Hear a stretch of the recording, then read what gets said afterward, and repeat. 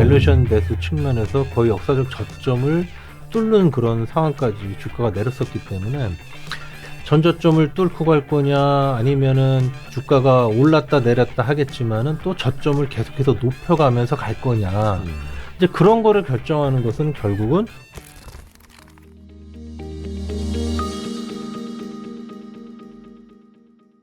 책에서도 실적보다는 이제 선행 지표가 중요하다 많이 이제 강조를 하고 계십니다. 그래서 아마 반도체 투자 많이 해보신 분들은 여러 차례 익히 보셨을 텐데 선행 지표가 어떤 의미를 갖는지랑 몇 가지가 있는지를 조금 이야기를 해볼 텐데 먼저 선행 지표가 어떤 의미인지 물론 이제 선행 지표는 주가보다 앞서간다라는 거 이야기할 텐데 이게 또 업황에 앞서가는 건지 주가에 더 앞서가는 건지 이것도 중요하잖아요.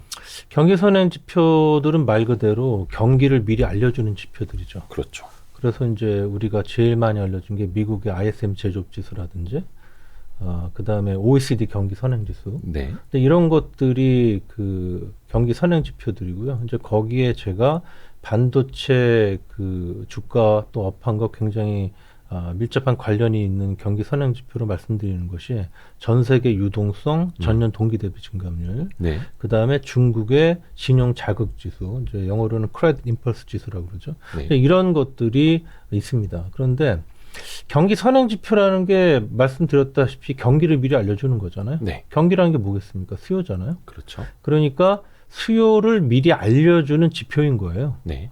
자, 그래서 경기 선행 지표랑 반도체 업황을 한번 그림을 같이 그려보면요. 경기 선행 지표들이 반도체 업황을 대략 한 6개월에서 길면 9개월 정도 네. 선행을 해요.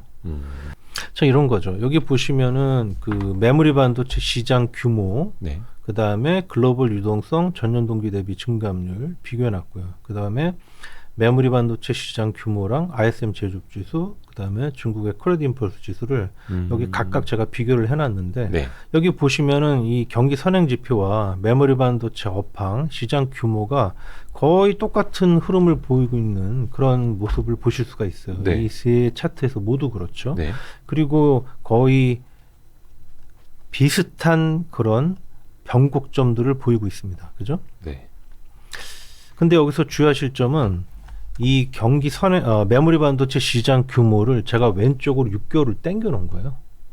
메모리 반도체 시장의 규모, 즉 업황을 네. 왼쪽으로 6개월을 제가 당겨 놓은 겁니다. 이 그림들에 있어서. 네네네.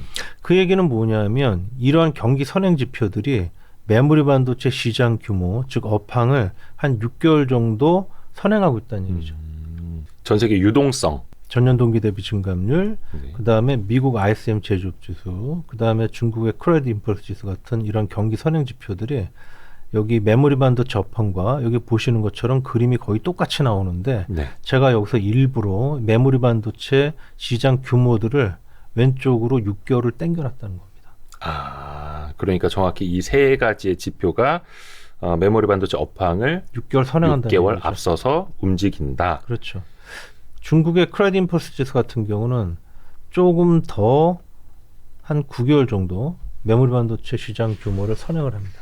조금 더 빨리요. 그렇죠. 이쪽은. 그게 이제 중국의 신용 자극 지수라고 네, 해서 그렇습니다. 예. 뭐 대출이라든지 이런 것들이 이제 많이 늘어나니까 중국에서 돈을 푼다라는 네, 신호. 맞습니다. 예. 네.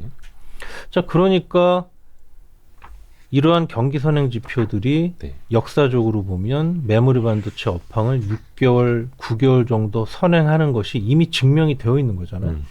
자, 그러니까 지금 경기 선행 지표가 뭐 위로 움직이든 아래로 움직이든 간에 네. 한 6개월, 9개월 정도 지나면 메모리 반도체 업황과 반도체 업체들의 실적이 그대로 따라갈 거라는 게 확실하죠. 네네. 자, 주가라는 것은 아무리 먼 미래에 일어날 일이라도 일어날 게 확실하면 지금 바로 반영하는 게 주가입니다. 그렇죠. 자, 그러니까 경기 선행 지표들이 지금 올랐다 내렸다 하면 앞으로 6개월, 9개월 정도 지난 다음에 메모리 반도체 업황과 업체들 실적이 그렇게 될 거라는 게 뻔하니까 네. 경기 선행 지표하고 반도체 주가는 또 동행하는 거죠. 네. 그런 관계가 있는 겁니다. 그러니까 말 그대로 경기 선행 지표는 6개월을 동행을 하는데 주가라는 녀석은 업황을 또 한 6개월 정도 선행을 하니 경기 선행 지수와 어떻게 보면 반도체 주가가 좀 비슷하게 갈 수 있는. 그거는 이제 이렇게 말씀드릴 수가 있죠. 네. 주가라는 것도 경기 선행성이 있죠. 그렇죠. 경기 선행 지수에 코스피가 들어가죠. 예, 들어갑니다. 예. 그리고 경기 선행지, 그러니까 이제 그래서 반도체 주가가 업황을 선행한다라고 말씀드릴 수도 있지만, 그거보다는, 반도체 업황이 경기 선행 지표에 따라 그대로 움직일 게 뻔하니까, 반도체 주가는 경기 선행 지표랑 다르게 갈 수가 없다. 이걸 시장은 다 알고 있다. 다 알고 있다. 근데 우리만 모르면 안 됩니다, 여러분.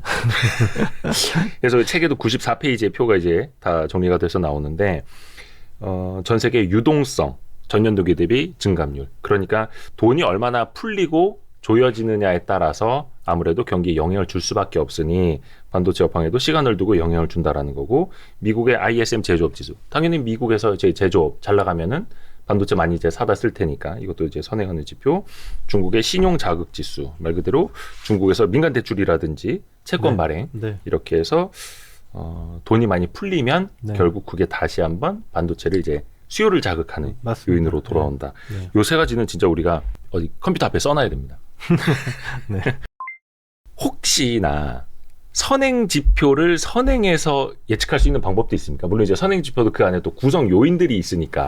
자, 그러니까 이제 반도체 주가를 맞추려고 그러면 경기 선행 지표를 맞춰야 되잖아요. 그렇죠. 그러면 너무 경기 욕심을 많이 선행 부리는 것 같긴 지표가 한데. 앞으로 어떻게 움직일지를 알아야 되잖아요. 네. 그러면. 그러니까 이제 물론 경기 선행 지표들이 이미 움직인 다음에 주식 매매를 하셔도 뭐 그렇게 하시면은 사실은 크게 실패하는 투자는 아니에요. 그죠? 그러나 또 큰 수익을 내기는 어렵죠. 왜냐하면 경기 선행 지표라는 거는 또 실제로 발표가 네. 뭐 한 달 정도, 한 달 반 정도 뒤에 되잖아요. 그렇죠. 그러니까 경기 선행 지표가 어떻게 움직일지를 예측을 해야 보다 많은 수익을 낼 수가 있는 거죠. 네. 반도체 주식 투자를 통해서. 네.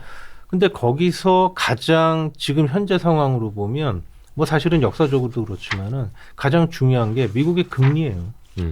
그래서 미국이 금리를 인상을 하냐 또는 인하를 하냐에 따라서 나머지 모든 나라들이 다 따라서 미국과 같이 갈 수밖에 없잖아요. 미국이 곧 전 세계 유동성의 증감을 또 맞습니다. 좌우할 바로 그게 테니까요. 거기에 연결되는 거죠. 그래서 예를 들면 이런 거예요. 지금 미국이 금리 인상을 제가 이제 지금 내년에 추세적으로 주가 상승은 1분기 후반, 뭐 1분기 초반이 될 수도 있고 후반이 될 수도 있고 하지만은 네. 1분기 정도에 아마 나올 가능성이 높다. 그렇게 지금 말씀드리고 있는 게 바로 네. 그 미국의 금리 인상 스케줄 때문에 그런 거예요. 네. 네. 자, 뭔 얘기냐면 자, 미국이 지금은 뭐 금리 인상을 내년 2월 또는 3월 정도에 완료할 거라고들 많이들 보고 있죠. 네. 자, 그렇게 되면 미국이 금리 인상을 하는 한 네. 중국을 제외한 전 세계 모든 나라들이 뭐 우리나라 포함해서 같이 금리를 인상할 수밖에 없잖아요. 네. 네. 안 그러면 이제 달러가 빠져나가니까. 네. 자, 그렇기 때문에 금리 인상을 다 하다 보면 결국은 미국이 금리 인상을 종료할 때까지는 중국을 제외한 전 세계 모든 나라들의 유동성은 빠지는 거예요. 미국까지 포함해서. 네. 그런 상황에서 전 세계 유동성 이나 또는 전 세계 유동성 전년동기 대비 증감률이 추세적으로 오를 수가 없는 거죠. 그러니까 일단은 미국이 금리 인상을 종료를 해야 되는 거예요. 그런 상황에서 이제 현재는 미국이 뭐 내년 말까지는 금리 인하 안 하겠다 이렇게 네. 얘기하고 있긴 하지만 네. 일단은 미국이 금리 인상을 종료하면요. 미국을 제외한 나머지 국가들은 미국보다 경기가 훨씬 안 좋죠. 네. 지금 뭐 영국도 그렇죠. 한국도 지금 뭐 채권 문제, 부동산 급락에 지금 뭐 여기서 금리 인상 몇 번 더 하다 정말 큰일 날 것 같은 그런 상황이잖아요. 예. 그래서 미국이 금리 인상을 종료하면 나머지 국가들은 거의 대부분 바로 금리 인하에 들어가게 됩니다. 그러면 미국은 금리가 높은 수준에서 유지가 된다 하더라도 네. 이미 중국에서는 유동성을 계속 풀고 있고 나머지 국가들은 금리 인하에 들어가게 되기 때문에 또 미국을 제한 나머지 국가들에서는 또 유동성이 올라가게 되죠. 거기다 우리는 또 유동성을 얘기하고 있는 게 아니라 유동성 전년동기 대비 증감률을 얘기하는 거잖아요. 네. 그러니까 기저효과도 있잖아요. 네. 그러다 보니까 미국이 금리 인상을 종료하면 머지않아서 전 세계 유동성이 올라갈 것이고 또는 그거에 앞서서 전 세계 유동성 전년 동기 대비 증감률은 올라갈 가능성이 높다는 거예요. 진짜 그 투자자들이 왜 하나부터 열까지 왜 계속 이제 금리 하는지 네. 그 이유가 또 여기에 있는 거기도 예, 그거랑 하고요. 바로 연동이 되는 것이고요. 그리고 예를 들면 이럴 수도 있어요. 올해 연말 됐는데 미국이 내년 2월일 경에 네. 금리 인상을 확실히 종료한다라는 게 시장에서 어떤 뭐 확신을 가질 수 있는 상황이 되면 네. 주가는 연말부터 오를 수도 있습니다. 또 선반영을 해서. 선반영을 하니까. 아하. 그리고 지금은 제가 이제 금리와 글로벌 유동성 전년 동기 대비 증감률을 말씀을 이제 드렸는데 이거는 미국의 금리라는 거는요. 미국의 ISM 제조업 지수랑도 관련이 있어요. 자, 여기 이제 왼쪽에 그림 28을 한번 보시면요. 여기 제가 미국의 정책 금리랑 미국 ISM 제조업 지수를 같이 그려놨는데요. 여기 보시면은 그림이 거의 양 지표가 똑같죠. 네. 금리를 저 뒤집어 놓으신 거죠? 그렇죠. 그런데 여기 오른쪽에 그 우측에 미국 제가 정책 금리를 지금 단위들 그려놨는데 이걸 제가 축을 뒤집어 놓은 거예요. 네네네. 그러니까 이 얘기는 뭐냐면 미국 정책 금리랑 ISM 제조업 지수 간에는 서로 반비례 동행 관계가 있다는 얘기죠. 그러니까 미국에 제조업하는 회사들도 금리 올라가면 부담 느끼고 금리 떨어지면 좀 숨통 트이고 하니. 그렇죠. 예. 그래서 미국에서 정책 금리의 인상을 종료하면요. 그러면 ISM 제조업 지수 더 이상 안 빠진다는 얘기예요. 아하.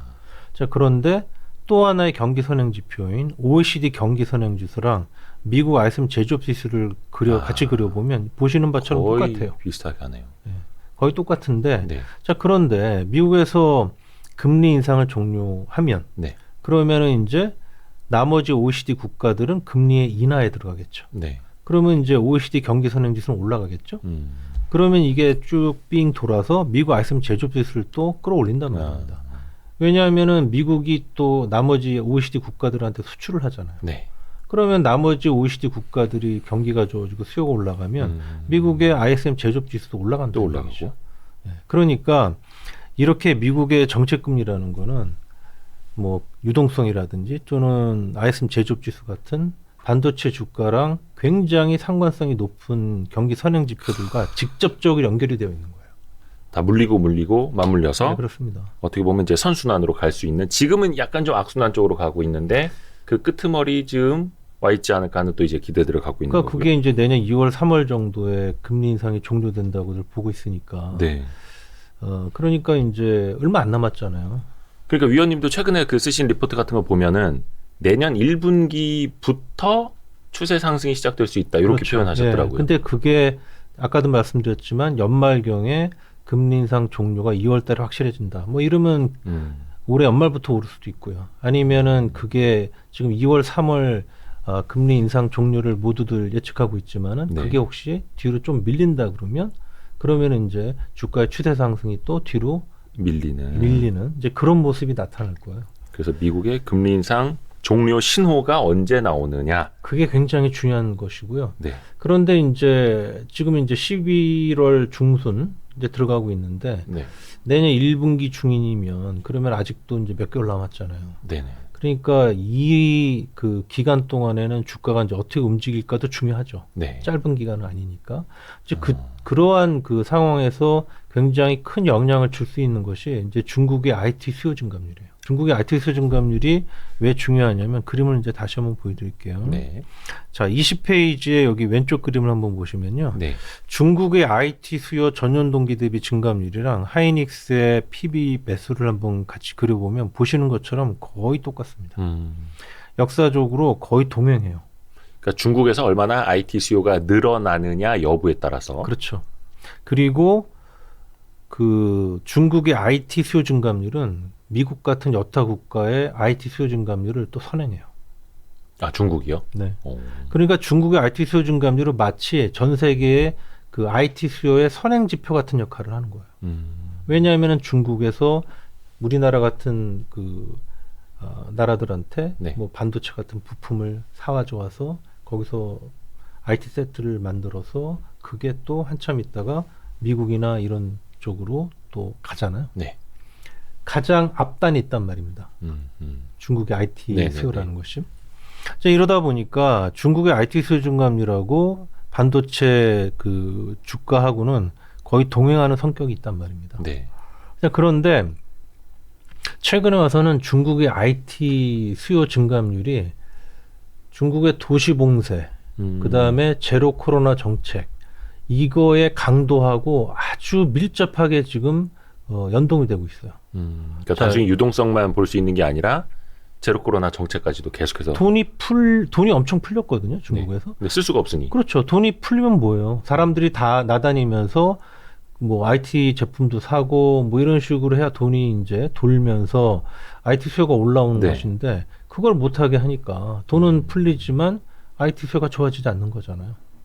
그리고 최근에 이제 슬슬 중국 쪽에서 좀 방역 정책이 조금 바뀔 수도 있을 거다라는 이야기들이 그게 조금씩 바로 나오는데. 최근 반도체 주가 상승의 가장 큰 이유예요.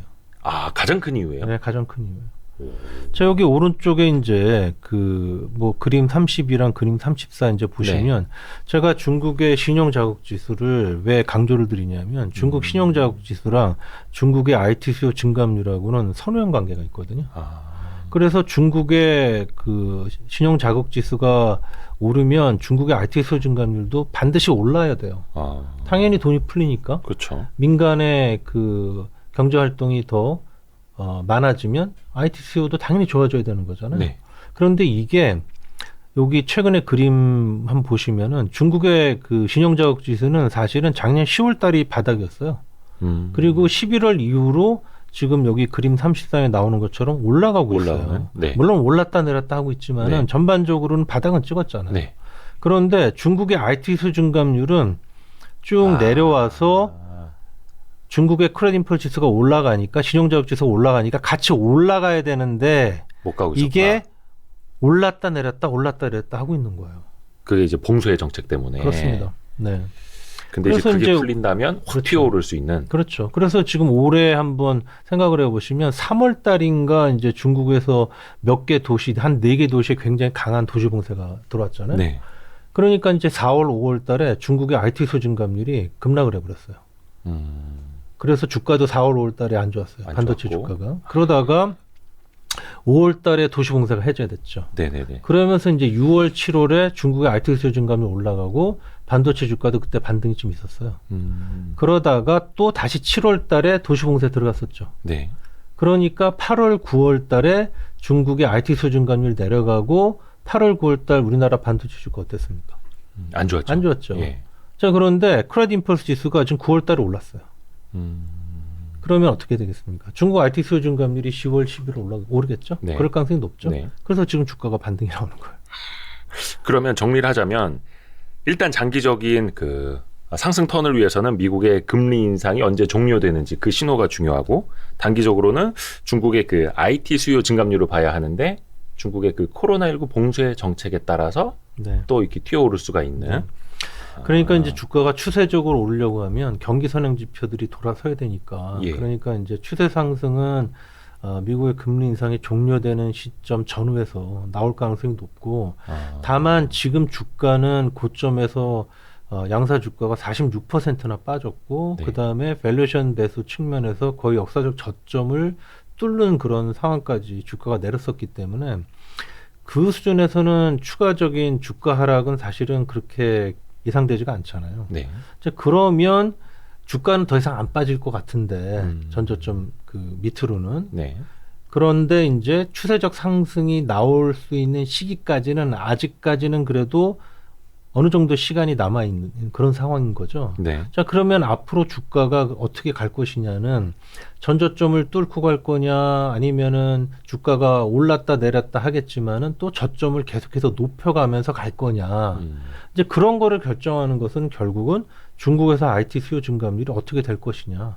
이제 그게 중요한 거고요. 중국에서 IT 수요 증감률이 돌아선다는 얘기는 또 머지않아서 그 외 지역의 국가들의 IT 수요도 좋아진다는 얘기거든요. 네.